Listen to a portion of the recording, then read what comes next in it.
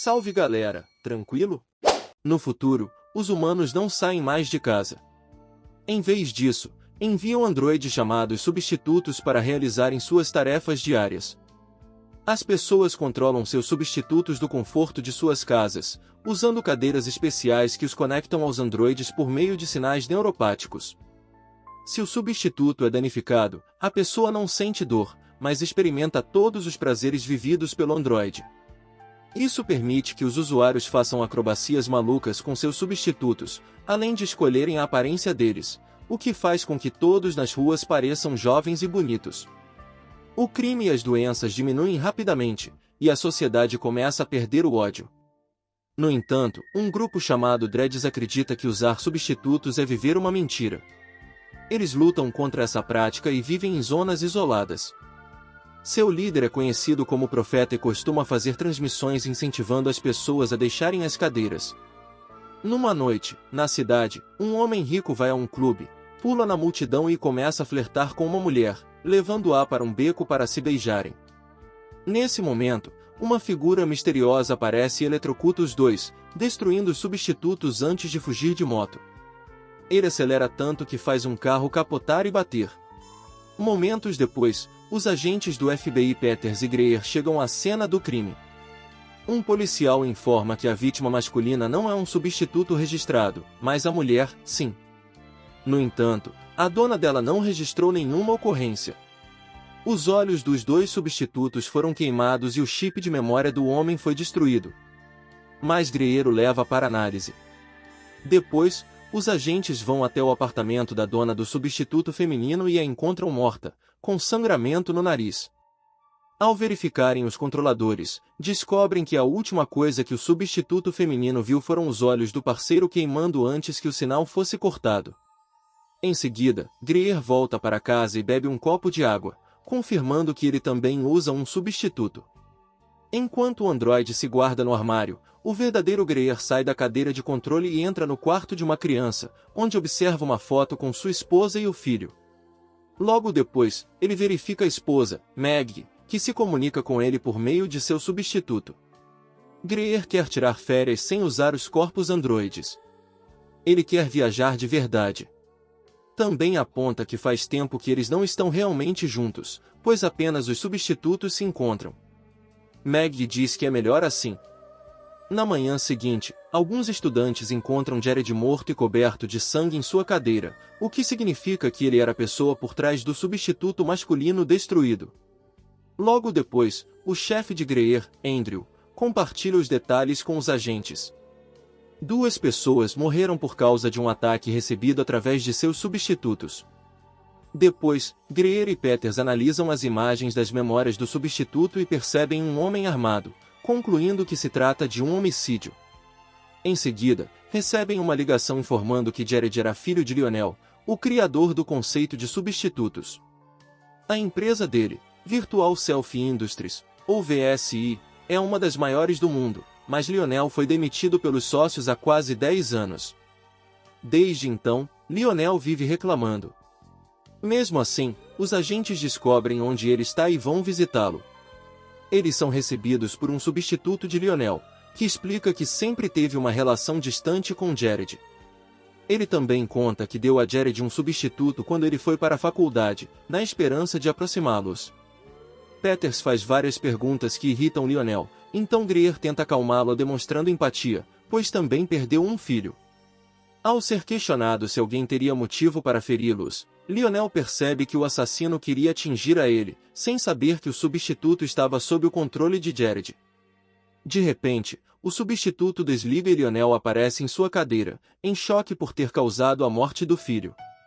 Depois disso, Greer e Peters vão à sede da indústria perguntar aos representantes sobre as mortes ligadas à destruição de substitutos.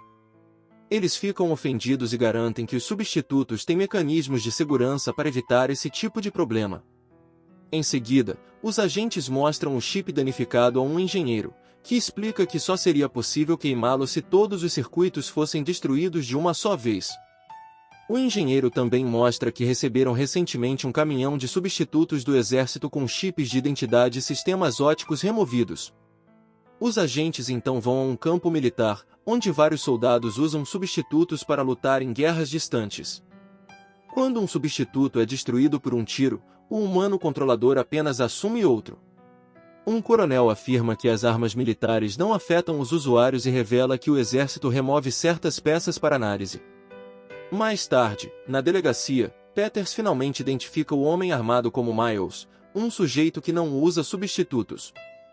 Em breve, o técnico Bob, que também não usa substitutos, avisa que o departamento de monitoramento encontrou Miles graças ao acesso que o FBI tem aos dados de todos os substitutos da cidade. Peters permanece com Bob para rastrear os movimentos de Miles, enquanto Greer corre para se juntar à equipe de perseguição. De repente, um alarme dispara e Bob vê um homem atacando uma mulher em um hotel, então obtém imediatamente um mandado para desconectar os substitutos envolvidos. Peters se espanta ao saber que isso é possível e questiona a moralidade e legalidade da ação, temendo que o software caia em mãos erradas. Enquanto isso, Miles pilota sua moto pela cidade, sendo perseguido por viaturas da polícia, enquanto Greer acompanha a perseguição de helicóptero. A moto permite que Miles execute manobras insanas e passe por espaços estreitos para ganhar vantagem, mas eventualmente ele é encurralado e bate em um beco, permitindo que a polícia o cerque imediatamente. Miles saca uma arma e atira nos oficiais, atingindo-os com uma onda de eletricidade que faz os substitutos convulsionarem enquanto os olhos saltam para fora. Depois, ele atira no helicóptero, então Greer se desconecta rapidamente, enquanto o piloto é atingido, fazendo a aeronave girar descontroladamente. Miles corre para um assentamento dos Dreads, mas o helicóptero acaba caindo bem ali. Nesse momento, Greer retorna ao seu substituto e também colide na zona dos Dreads, felizmente apenas com o braço quebrado, e vai atrás de Miles. Mas os Dreads se revoltam ao ver um substituto em sua área e começam a persegui-lo também. Enquanto todos correm pelos setores da favela, Miles tenta usar sua arma novamente, mas ela não funciona. Para ganhar vantagem, Greer escala várias estruturas, sendo atingido por um caminhão no caminho. Como não sente dor, continua até encurralar Miles e pedir a arma. Miles entrega a mochila, mas antes que Greer possa abri-la, ele é baleado.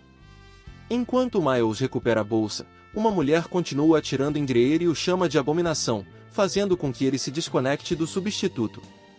Em casa, Greer está sangrando e tenta sair do quarto, mas desmaia no corredor. Por sorte, Maggie o encontra e chama uma ambulância. Algum tempo depois, Miles acorda e vê o profeta e seus homens em sua casa, procurando a arma. O profeta quer saber de onde ela veio. Miles confessa que não sabe. Uma pessoa anônima o contata por telefones descartáveis e o paga para usar a arma. É tudo o que ele sabe.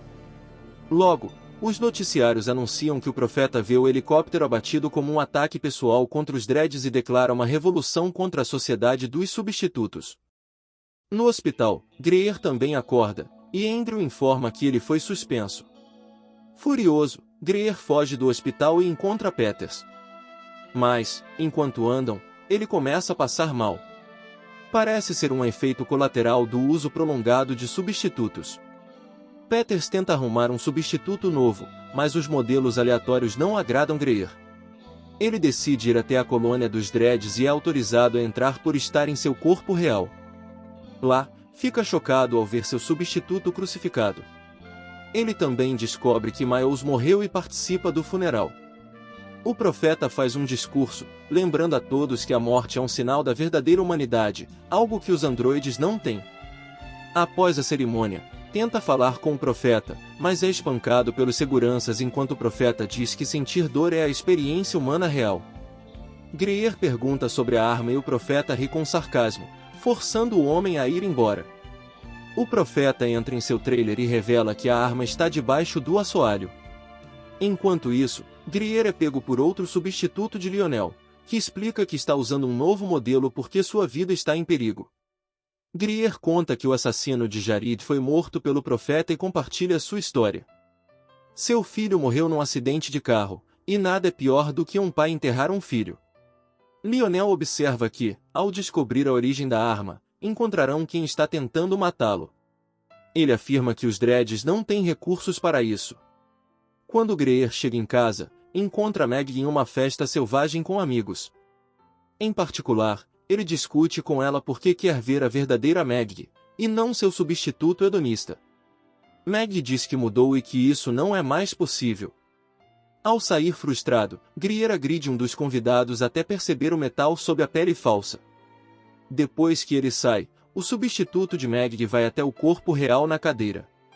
Meg tira os óculos e começa a chorar. Greer volta à sede do FBI e descobre que a VSI tinha um contrato de armas com o exército, mas ele foi encerrado, e o motivo é confidencial.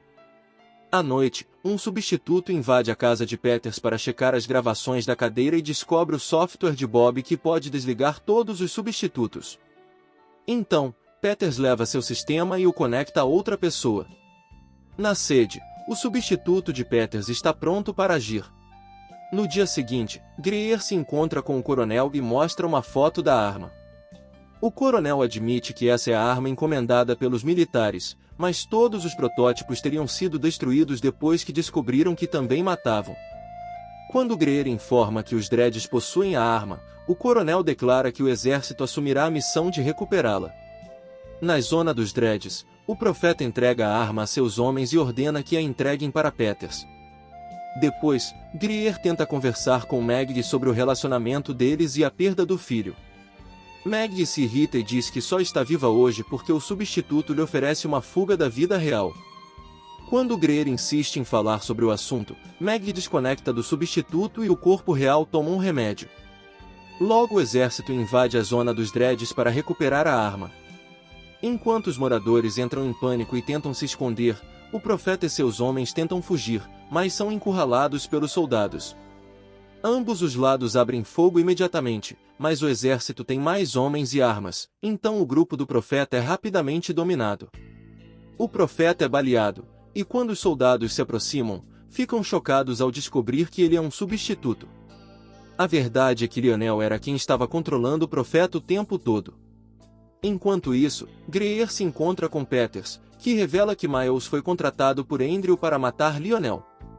Greer vai imediatamente à sede para confrontar Andrew, deduzindo que a empresa lhe deu a arma para eliminar Lionel por causa do movimento contra os substitutos. Quando Andrew desvia o olhar, Greer o apunhala na parte de trás da cabeça, fazendo o substituto desligar. Em seguida, Greer acessa o computador de Andrew e baixa todas as informações ligadas à conspiração. Ao sair do prédio, o verdadeiro Andrew liga para os outros agentes e ordena a prisão de Greer por agressão. Depois disso, Greer se encontra com Peters em seu carro, ainda sem suspeitar que outra pessoa está por trás do substituto. Greer explica que os arquivos de Andrew revelaram que Lionel está financiando o movimento contra os substitutos e que ele encontrou os códigos necessários para ativar a arma especial. Peters liga para a central e revela onde encontrar Greer, mas de repente um caminhão colide com o carro, jogando-o para fora da estrada. Enquanto Peter sai andando com a arma e os códigos, Greer vai atrás dela e começa uma perseguição brutal. Isso acaba causando muitos acidentes e destruição nas ruas. O corpo de substituto de Peters permite que ela desvie com saltos incríveis, enquanto Greer acaba colidindo com uma loja, permitindo que Peters escape.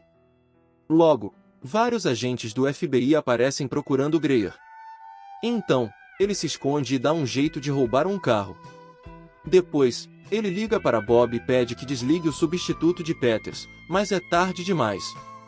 Ela o encontrou primeiro e o algemou.